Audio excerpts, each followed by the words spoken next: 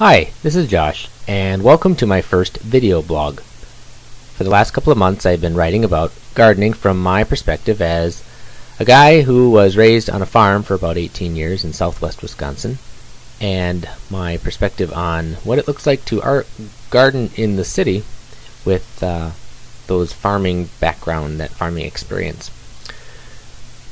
I've been writing a lot and very interested in gardening with a mission. Actually having a plan or making some decisions specific to what I want to get out of my garden, and I've been sharing some of those thoughts. Now, gardening with a mission, as I'm going to show you in just a minute, can be many things, and in fact many of them are going to obviously overlap.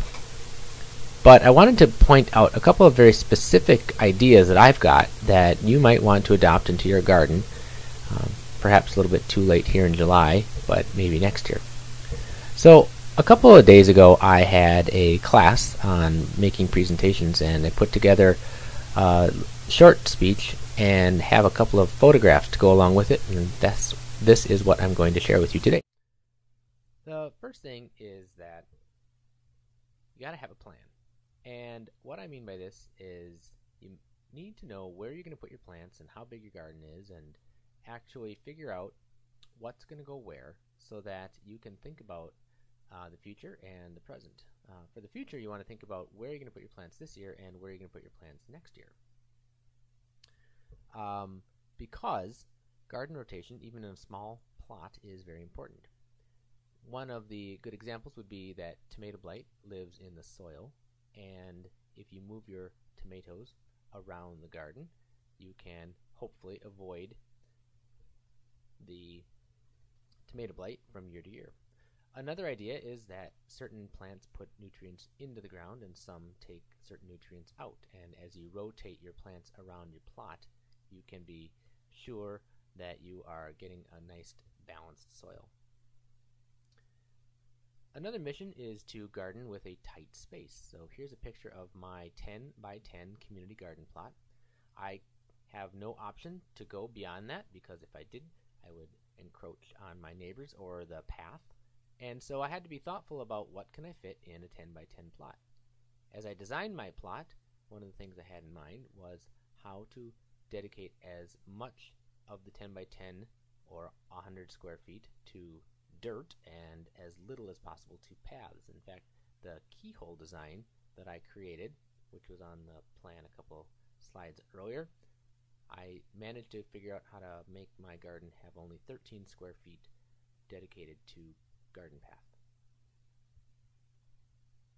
Density is another thing to think about, particularly good if you've got a small plot like I do.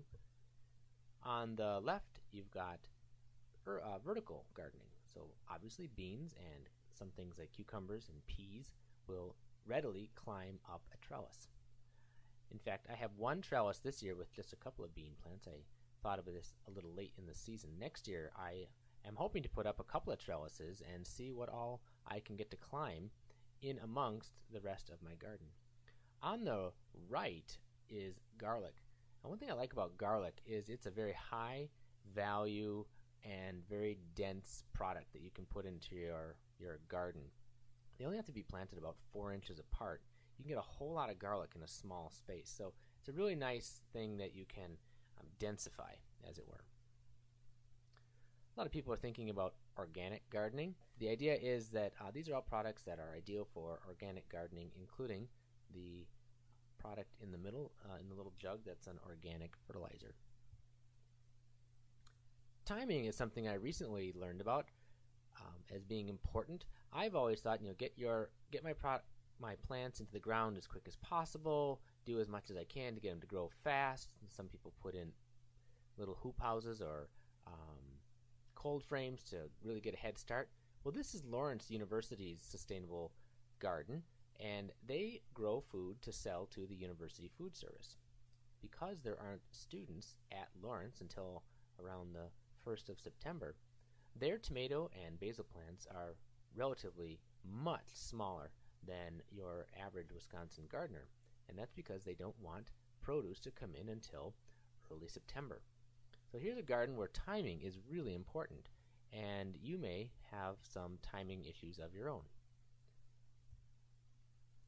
I'm big into low maintenance and high mulch, and this is just a little picture of some basil I have with some straw mulch.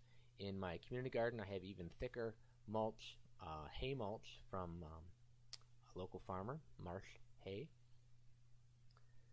Mulch helps do three things. One, it keeps the weeds down. Two, it keeps the water in. And three, it helps protect the soil from rain or even when you're watering, so it is less likely to wash away, but even more important, less likely to splatter on your plants. This is really important if you're talking about keeping dirt off of tomatoes to avoid that leaf blight. So a rabbit unfriendly garden looks a little like this. This is my community garden with Jay as we planted it on June 3rd. And the first thing we did was put in a border of marigolds. Now, old wives' tale and maybe even some research has shown that marigolds repel rabbits, or at least they don't like to go near them. I don't know if that's true. I do know that they're very pretty, and right now they're in blossom and quite beautiful and make my garden look bright and cheerful. Another thing you can do if you're thinking about keeping rabbits out is simply not plant things that rabbits eat. So, for example, in this garden we have tomatoes, peppers, Brussels sprouts, and eggplant. None of these are particularly good for rabbits. In fact, it does bad things to their little rabbit tummies.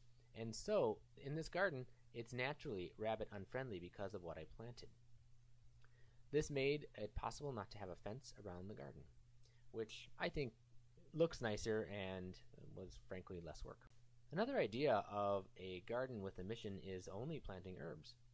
This is a picture of my herb garden at home. I had some extra space next to the driveway. I did build it up a little bit. You can see the bricks at the bottom of the picture. This is only about 7 feet long and maybe 2.5, 3 feet wide. And in this small space, I have very dense and, quite frankly, rather high value items. A neat thing about herb gardening is it can be done in a small space, and it doesn't have to be done in dirt. It can be done in containers. This makes it ideal for people in apartments or with just a patio perhaps to do some gardening. And quite frankly, it could be in a 5-gallon bucket with a hole in the bottom to let the water out. So in this garden, I thought you might like to know, I have 2 types of chives, regular and a garlic flavored chive, 2 types of parsley, curled and flat leaf, summer and winter savory.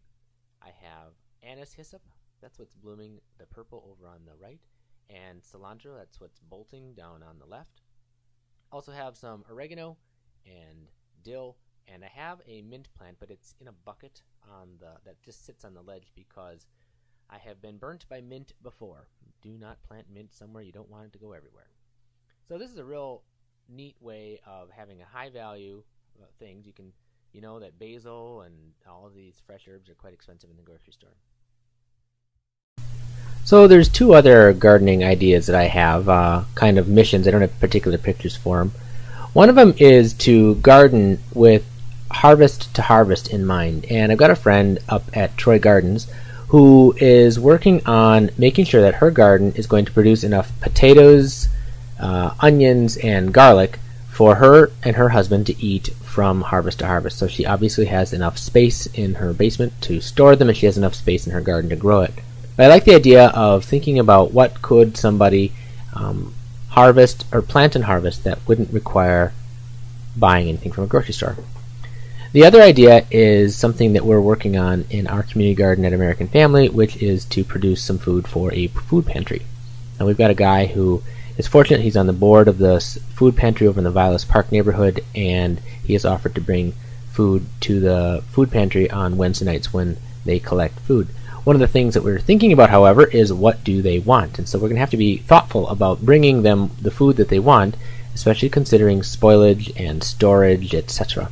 So we're probably not going to take lettuce or herbs because they wilt and go bad so fast, but they're going to love hardier things like eggplant and peppers and potatoes when that comes around. So planting a garden for a food pantry is another great mission. So clearly there are a lot of ideas you have here for missions, and obviously many of them are going to overlap. You might have a small organic garden, you might have a rabbit-friendly whatever, dense garden. The idea is that I said rabbit-friendly. I meant rabbit-unfriendly.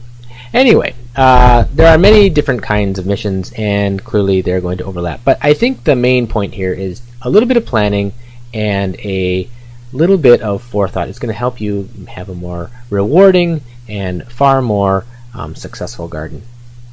Thanks for watching this first video blog. I appreciate the views and any comments that you might have. Also, open to suggestions if there's anything you'd like me to write about. So thanks again, and signing off.